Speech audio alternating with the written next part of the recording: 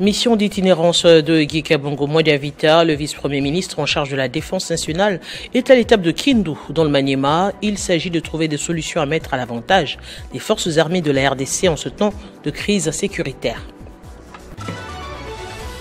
Deux scènes de liesse constatées ce vendredi à Kisangani suite à l'application du salaire minimum garanti par l'entreprise Safrimex, une des plus grandes de la province. Elle a cédé à une pression du gouvernement suite aux recommandations reçues en conseil de ministres par le chef de l'État, Félix Tshisekedi. Télé 50, média panafricain plus qu'admiré, le patron de l'Espace 50, Jean-Marie Kassamba et le bishop Mwaposa Boniface de la Tanzanie ont échangé autour des performances qui caractérisent la télévision du cinquantenaire. Le point sur l'actualité. Bienvenue dans ce journal sur Télé 50. Après sa visite au centre d'instruction à Kamina, le vice-premier ministre en charge de la défense nationale et ancien combattant, Guy Kabongo Modiavita, est arrivé à Kindu, dans la province du Maniema, où il recherchait des solutions durables au sein des FARDC, selon le constat fait lors de sa dernière itinérance. Après son travail élaboré à la base militaire de Kamina d'Aléolomami, où le vice-premier ministre, ministre de la Défense nationale et ancien combattant, maître Guy Kabongo Modiavita, s'est assuré de l'évolution de la formation des militaires internés au centre d'instruction ainsi que du centre de santé base, dont les travaux ont évolué à 90% faits. Le chef de la défense congolaise est arrivé à Kindu dans la province du Maniema, déterminé de lier l'acte à la parole selon ses promesses faites lors de la dernière itinérance pour le vice-premier ministre, ministre de la Défense, Guy Kabongo Modiavita. Les problèmes urgents de l'armée congolaise doivent trouver une réponse adéquate. Jeudi 19 octobre, il a procédé à la remise d'une ambulance à l'hôpital militaire des garnisons de Kindu, posant aussi la première pierre pour le lancement des travaux de construction d'un autre hôpital moderne, en présence des autorités locales qui ont salué la volonté politique du représentant de Félix Tshisekedi Tshilombo, chef de l'État à la matière de sécurité et défense en RDC. Nous étions ici le 24 et le 25 août 2025. J'avais effectué une mission d'itinérance. Tout de suite, quand je suis rentré à Kinshasa, le lendemain, je fais rapport au commandant suprême des forces armées, président de la République, chef de l'État, son Excellence Félix Antoine Tshisekedi Tshilombo. Il a immédiatement donné des instructions que je devais mettre tout en œuvre pour pallier dans un délai raisonnable les problèmes les plus aigus de votre garnison. En porte-bonheur, maître Guy Kabongo Modiavita a décanté la situation salariale du personnel civil soignant, rassurant l'achèvement des travaux de la route reliant Kindu à Lokando. Visite au centre de santé militaire de Luama, le dotant ainsi l'ambulance avant une sanction exemplaire à ceux qui ont brillé dans la mauvaise gestion des biens publics. À la 31e brigade d'intervention rapide, le chef de l'outil de la défense, maître Guy Kabongo Modiavita, n'est pas fatigué de rassurer les épouses militaires et leurs dépendants à l'accompagnement du chef de l'État, commandant suprême Félix Antoine Tshisekedi Tshilombo, qui tient à l'amélioration du social des militaires ainsi que leurs dépendants, leur remettant en son nom un appui financier des hautes factures. Et dans la province de la Mongala, le vice-premier ministre en charge de l'économie nationale, Daniel Mokoko Samba, s'est rendu dans la ville de Bumba, où il a eu échangé avec les opérateurs économiques de ce coin du pays. Leur entretien a cogité autour de la relance des activités rizières des grandes envergures dans cette région agricole du pays. Les détails dans ce reportage signé Nathalie Yoko.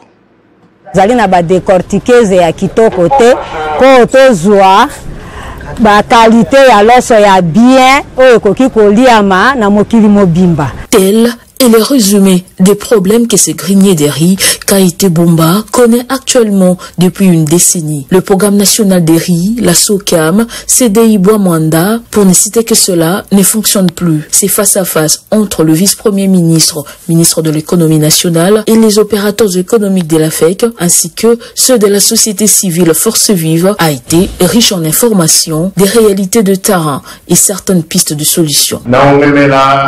Président de la République, Samoravino, a reçu un rapport en main propre. La première ministre, Samoravino, a fait un rapport en main propre. Le rapport, ce sera un rapport exécutif. Nous avons dit que Mboka, et Bana Bumba Balobi, Bazana Mwakanda.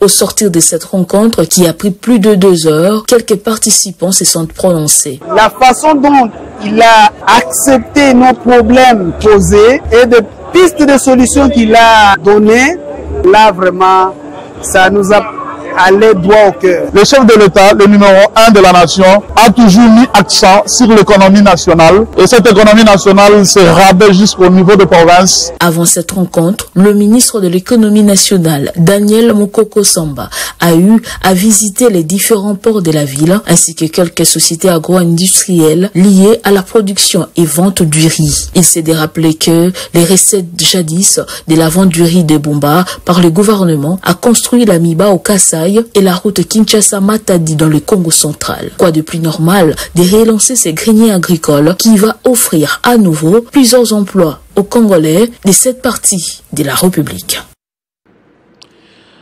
Je le disais en titre en Conseil des ministres, le président de la République a insisté sur le respect du salaire minimum garanti pour les employeurs fixé à 14 500 francs congolais. Certaines entreprises ont mis du temps à s'aligner. C'était le cas notamment de Safrimex, basé à Kisangani, avant une inspection du ministre du Travail qui a menacé d'appliquer des sanctions.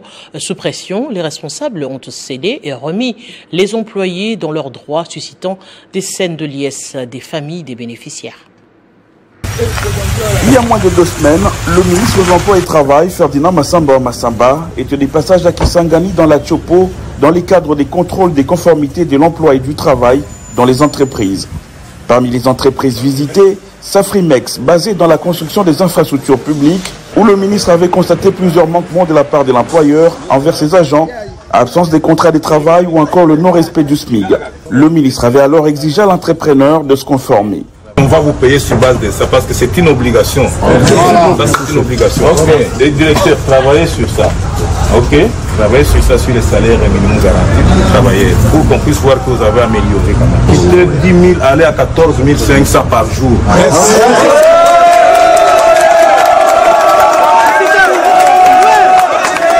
Ayant laissé une équipe d'inspection conduite par son conseiller en la matière, Ernest Hans, l'entreprise vient de s'aligner. Les agents ont reçu 14 500 francs comme l'exige les SMIG, contrairement à 10 500 qu'ils recevaient pour leur grande satisfaction. Oui, to sepeli ndenge ministre alekaki atuka koleka naye elembo moko etikali ya malamu na epa bakonzi na biso ya Safnex na lolenge oyo basali ndenge tobandaki musala pe kokoma na moma oyo mbongo pe bakonzi bamatiseli biso to sepeli makasi. To sepeli parce que toza satisfait na oyo seti kolekamo. On a payé la mission, on a payé le ministère de l'État, il a foutu mission, vraiment, il a satisfait la mission. À continuer, le salaire, il a continué comme ça là, pour tomber la paix, moi, quelqu'un de l'émotion. Initiative, le ministère de soutenir la mission, je ne sais pas le macassi. Vraiment, pour le chef de l'État, de tomber sur ce A ou la mingi, là, on va passer le micro mingi, na pouvoir, de continuer à faire la salle de mission, vraiment, merci, Maël. À Kisangani et dans la Tchopo, la nouvelle est sur toutes les lèvres. C'est plus de 200 familles qui voient leurs conditions de vie se redresser. Le ministre de l'Emploi et du Travail, Ferdinand Massamba, ne jure que par l'amélioration des conditions de travail des Congolais. Une des recommandations reçues du président de la République, Félix Tshisekedi, est de sa hiérarchie directe, la première ministre et chef du gouvernement, Judith Suminwa. Et en marge du Forum économique États-Unis d'Amérique RDC tenu à Washington, le ministre des Mines a multiplié les activités mettant en lumière la République démocratique du Congo sur la scène internationale. Plusieurs rencontres majeures ont eu lieu avec les opérateurs économiques, marquant d'une empreinte indélébile le retour de la RDC dans le cercle des nations attractives pour les investissements. Commentaire signé Gaëtan Koubabourandi. Première action de ce périple conduite de main de maître par le ministre des Mines en marge du Forum économique, l'inauguration du bureau du Centre d'expertise, d'évaluation et de certification, les CESC aux États-Unis. Fruit d'un partenariat avec la société BGM de Chicago, cette représentation facilitera désormais la vente directe des produits miniers congolais sur le marché américain sans intermédiaire cette fois. Une avancée historique pour la valorisation locale et la création de plus-values nationales. L'UATOM a ensuite représenté Judy Souminois au US Critical Minerals Forum organisé par la US Chamber of Commerce. À cette tribune internationale, il a présenté la stratégie minière nationale fondée sur la transformation locale, la bonne gouvernance et le partenariat gagnant-gagnant avec les investisseurs. Le ministre a invité les partenaires américains à investir dans la Greenfield Exploration et à tirer parti des technologies innovantes, de l'intelligence artificielle et des outils géospatiaux pour une exploitation moderne et durable des minerais critiques. Aux côtés du ministre de la Santé, Roger Kamba, il a également pris part au forum Partnership for Economic Growth and Job Creation à l'université George Washington, mettant en lumière les progrès du gouvernement en matière de bonne gouvernance, de transparence et de création d'emplois durables. La journée s'est conclue par la participation du ministre au forum sur le corridor de Lobito, un projet stratégique reliant la RDC, la Zambie et l'Angola, symbole d'intégration régionale et de développement partagé. Une initiative soutenue par les États-Unis d'Amérique et l'Union européenne pour stimuler les échanges et renforcer les chaînes de valeur africaines. La veille, le 14 octobre, lors du Forum économique USA-RDC ouvert par la Première ministre, le ministre des Mines avait multiplié les rencontres bilatérales avec des institutions et entreprises majeures, la Banque mondiale, l'Africa Finance Corporation, le Vitol, le Chemaf, autour de la croissance inclusive, de la transformation locale et de la modernisation numérique du secteur minier à travers le projet Kinshasa Mercantile Exchange. Ces actions ont pour objectif de faire du secteur minier un levier de transformation structurelle, de transparence et de prospérité partagée. Elles vont prendre ce tête-à-tête entre le directeur général et patron de l'Espace 50, Jean-Marie Kassamba, et le bishop Mwaposa Boniface de la Tanzanie. Tout a tourné autour des performances de cette chaîne panafricaine dont le professionnalisme et l'accompagnement des institutions du pays attirent l'attention de plusieurs pays africains, dont la Tanzanie. La relation est scellée entre Télé 50 et les activités de l'apôtre dans son pays comme en République démocratique du Congo. Une délégation tanzanienne a séjourné en République démocratique du Congo, conduite par l'apôtre Mwaposa Boniface. C'est l'honorable Jethro Muyombi Chimbu, élu de Lubumbashi, qui a invité ces grands hommes à renommée internationale de dire une prière pour la stabilité de la paix en RDC. Baba, katika jina la Yesu, asante kwa ajili ya ardhi ya Kongo, asante kwa ajili ya uongozi kuanzia rais mpaka viongozi walio chini yake. Le président Félix Antoine Tshisekedi Tshilombo avait reçu les pasteurs américains, dont Travis Johnson, activant cette option du chef de l'État, Maître Jethro Muyombi Chimbu, et du côté de ceux qui croient qu'au-delà des efforts humains, la force divine est plus que celle des hommes. Bon, vous savez, comme le président de la République, chef de l'État, Félix Antoine Tshisekedi Tshilombo, lui-même avait donné ce modèle-là, cette façon de faire, en invitant les pasteurs américains, Travis Johnson, je crois, si je n'oublie pas les noms, qui conduisait un nombre de certains serviteurs de Dieu pour prier pour la nation, et nous qui sommes en train de suivre ces pas en tant que représentants du peuple, et aussi président des affaires de la sous-commission qui s'occupe des affaires étrangères. L'apôtre Mwaposa a visité l'ambassade de son pays en République démocratique du Congo, remise des cadeaux, et la prière a été dite en faveur de la mission tanzanienne en République démocratique du Congo en présence de l'ambassadeur tanzanien. L'homme de Dieu ne pouvait pas être en République démocratique du Congo sans visiter la chaîne panafricaine où un tête-à-tête a eu lieu entre Jean-Marie Kassamba, le chef de l'espace 50, et l'homme de Dieu tanzanien. Télé 50, un média panafricain dont le professionnalisme et l'accompagnement des institutions de la RDC ne sont plus à démontrer. À Biwan aussi, la délégation a effectué une visite avant le retour pour son pays, accompagné par l'honorable Jetro Muyombi. La plateforme électorale et politique Alliance des acteurs attachés au peuple du haut représentant Tony Kankou a procédé à l'ouverture de la retraite politique de sa jeunesse. Ces activités ont été lancées lundi par le président de PEP AAP, Laurent Batoumona, qui a sensibilisé les jeunes à s'approprier la lutte menée par le chef de l'État, Félix-Antoine Tshisekedi.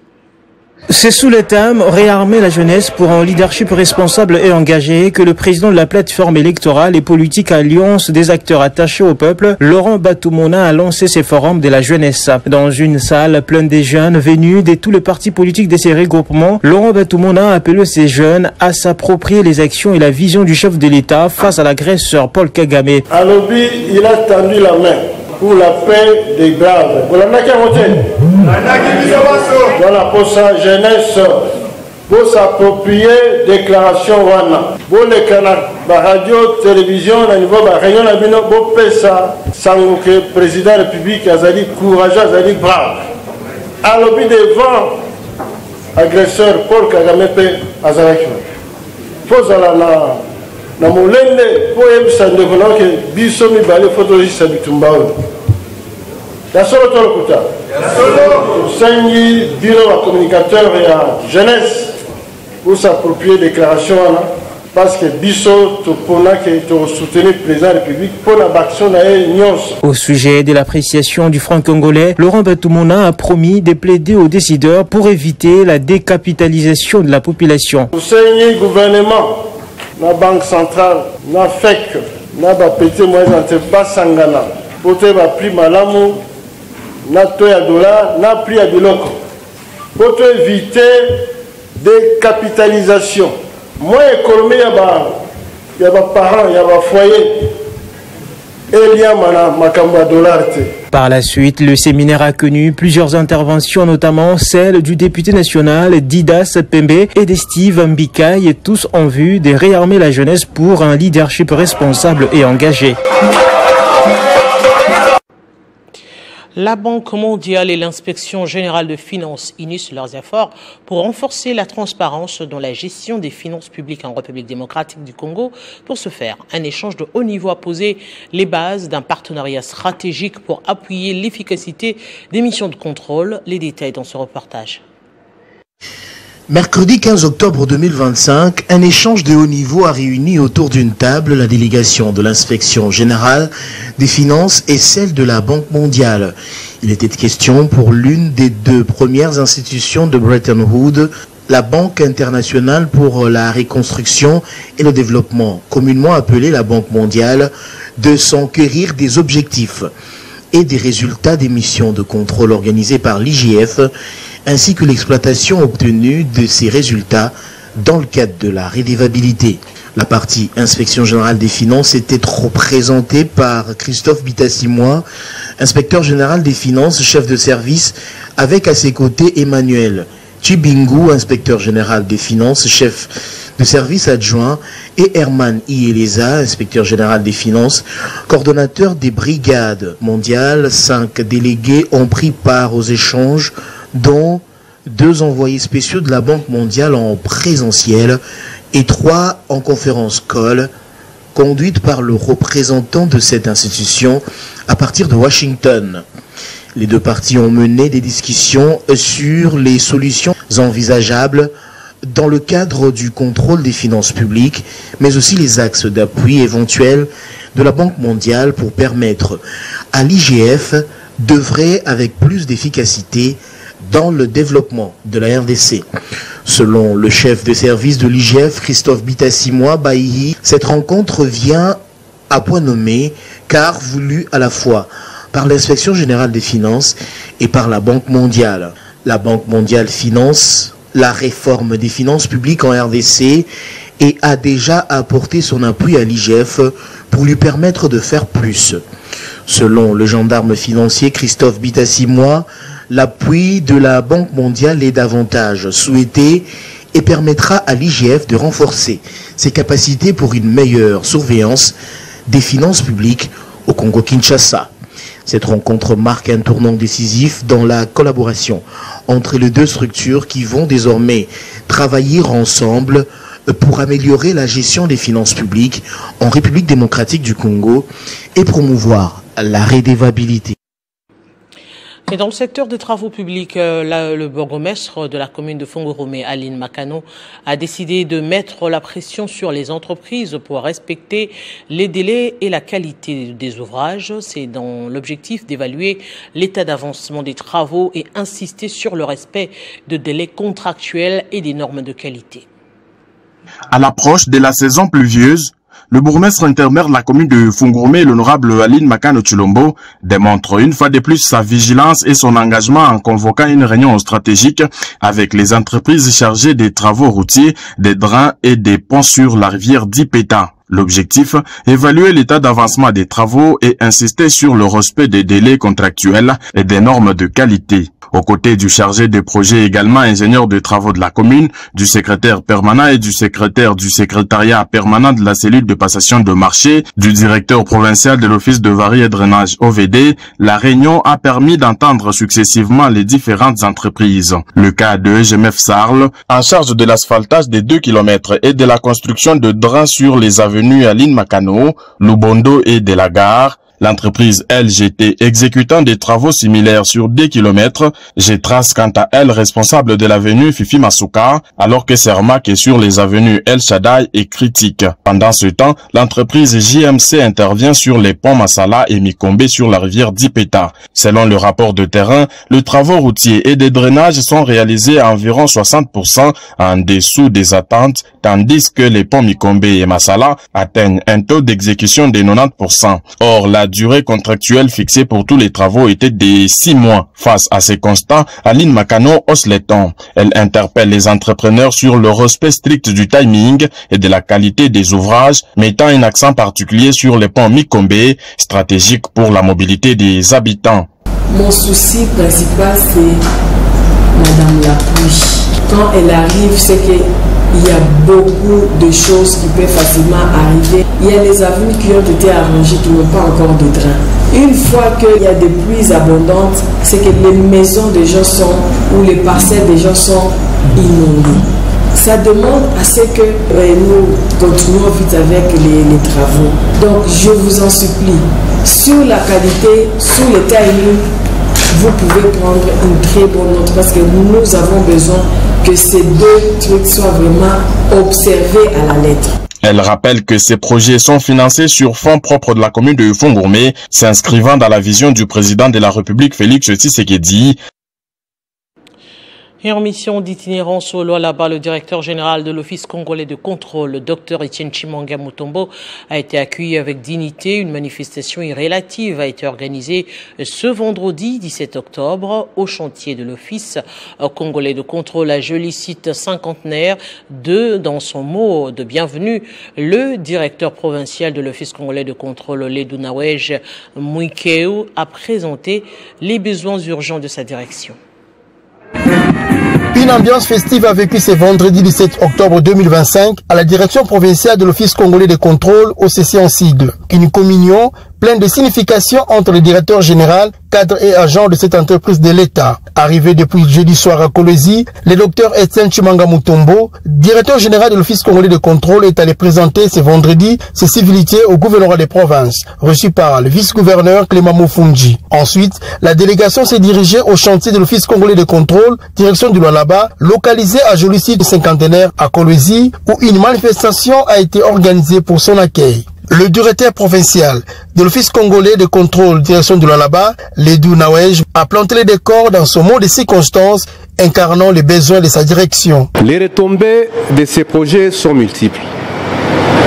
Pour l'OCC, il rehausse l'image des marques de notre institution et renforce sa compétitivité face au secteur privé. notamment dans les domaines miniers, environnemental, agroalimentaire et contrôle technique. Il ouvre la voie à une reconnaissance internationale par l'accréditation. Dans les corridors sous-régionaux, ces infrastructures seront des piliers dans le contrôle de qualité des produits locaux et importés. Pour la province, le laboratoire deviendra un outil de référence en matière de sécurité alimentaire. Prenant la parole et s'inscrivant dans la logique du peuple d'abord, le directeur général de l'Office congolais de contrôle a rendu un vibrant hommage au chef de l'État, Félix Antoine Tshisekedi Tshilombo, avant de présenter sa vision, celle de changer l'image de l'Office congolais de contrôle, notamment par des infrastructures de qualité. Ne vous découragez jamais. Vous êtes des personnels hautement qualifiés. Et les résultats de tout ce que vous faites, sont les résultats de haute facture. Et dès que nous aurons cette infrastructure qui va se terminer d'ici là, les gens sont en train de vous appuyer. Vous ne vous découragez pas, vous êtes à la hauteur de le rôle qu'on vous a donné. Viendront ensuite une visite guidée sur les bâtiments en chantier de l'Office congolais de contrôle afin de booster sa phase finale. Le docteur Etienne Tshimanga a bénéficié de différentes explications techniques relatives à ces bijoux architecturaux imposants qui sortent des terres à la vitesse du développement du Lualaba imprimé par Fifi Masuka Saini, gouverneur des provinces. Et puis l'Office congolais de contrôle toujours a inauguré à Kasumbalesa un laboratoire minéral ultra moderne, fruit de la vision de sa direction générale. Cette nouvelle infrastructure vient renforcer les capacités de contrôle et d'analyse de produits miniers conformément à la politique du chef de l'État visant la modernisation des outils techniques du pays. À l'exportation. L'Office congolais des contrôles, agence des Kasumbalesa, dispose désormais d'un laboratoire minéral. La cérémonie inaugurale a eu lieu dans l'enceinte de la concession qui abrite les laboratoires microbiologiques. Le décor est planté. Jomo Kenge, chef d'agence Kasumbalesa, prononce son mot en saluant la volonté de la direction générale, tenue de main de maître par Etienne Tshimanga, à concrétiser ses projets et plaide pour son accréditation au niveau international. L'OCC Kasumbalesa tient à remercier sincèrement le directeur général, j'ai cité Dr Etienne Tshimanga Mutombo, ainsi que tout son comité de gestion pour son accompagnement par la mise à notre disposition des moyens financiers. À cette occasion, les représentants nationaux du syndicat de l'OCC a salué les efforts fournis par les directeurs généraux pour l'amélioration des conditions des agents. À son tour, Paulin Kassireka, directeur provincial de l'OCC, a rendu un vibrant hommage au chef de l'État, les premiers bâtisseurs. Ensuite, le DG de l'OCC, Etienne Tshimanga, a précisé que cette œuvre rentre dans la vision du chef de l'État de doter la RDC des infrastructures modernes et performantes. Cet ouvrage constitue pour moi un espace qui symbolise notre engagement envers l'innovation et l'excellence. Il traduit de manière parable la vision du chef de l'État. La maire de Kasumbalesa ainsi que le DG de l'OCC ont procédé à la coupure du ruban symbolisant l'inauguration du laboratoire minéral. Une visite guidée a soldé la cérémonie pour faire découvrir au public ces laboratoires construits dans les standards modernes de la réception des échantillons au bureau d'analyse en passant par la préparation chimique. Et puis l'Assemblée générale des lignes maritimes congolaises s'est tenue sous haute tension ce vendredi au siège social de l'entreprise. Eh bien, les agents et cadres et syndicalistes étaient réunis d'une seule voix pour dire non à la digitalisation. Oui, la digitalisation, cette décision qui vient de la première ministre sur la digitalisation de la collecte des droits des trafics maritimes pour une société privée. Au cœur de la colère, la décision de Madame la Première ministre instruisant le vice-premier ministre, ministre de Transport, de poursuivre la digitalisation de la collecte de droits de trafic maritime par une société privée tout en préaffectant les recettes de la société au profit de tierces. Une mesure qui, selon l'intersyndicale, fractionne le droit de trafic maritime en préaffectant Celui-ci dans le fonctionnement du cabinet du ministre de Transport, Voies de Communication et Désenclavement à 5%, ainsi que le secrétariat général de ce ministère à 2,5%, pourtant fonds de commerce historique de LMC. LMC travaille avec Segus pour digitaliser les recettes. Segus ne tire pas de ses droits de trafic un pourcentage. Mais on nous dit que PADES vient digitaliser encore les droits de trafic. Dedans, il y a les pourcentages à retirer. Ça nous fait très mal. L'intersyndicale LMC SA dénonce une atteinte directe à l'avenir du géant de mer et aux sociaux de ses agents avec le bradage de recettes provenant de droits de trafic maritime qui constituent la principale source de revenus de LMC. Digitalisé, oui, mais pas en préaffectant les fonds de commerce de la société. Face à ce qu'il qualifie de bradage de l'armement national, le syndicat ne compte pas rester silencieux. Un préavis verbal de grève sèche a été officiellement lancé, averti et mis Mfouati Mbumba, premier vice-président de l'intersyndicale. Un préavis verbal de grève sèche qui va intervenir incessamment a été officiellement lancé en attendant un préavis écrit afin de saisir toutes les autorités du pays. Pour les travailleurs des lignes maritimes congolaises, le combat est désormais celui de la survie d'un symbole national. Ils appellent le gouvernement à revoir sa décision, à écouter les voix des agents et à protéger les emplois de Congolais plutôt que de céder des prérogatives publiques à des intérêts privés. On prend le rappel des principaux titres.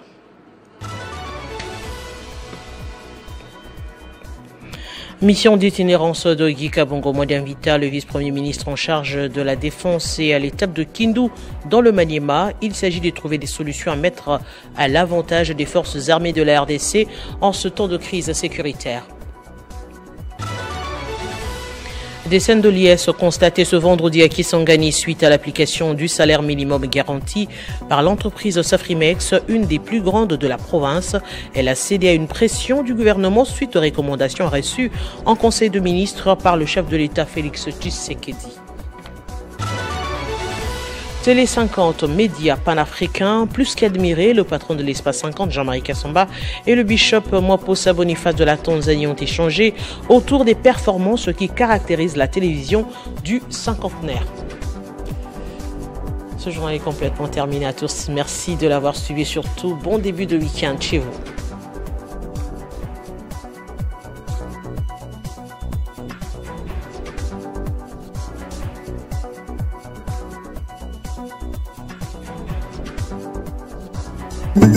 Retrouvez toute l'actualité en continu sur www.tele50.cd.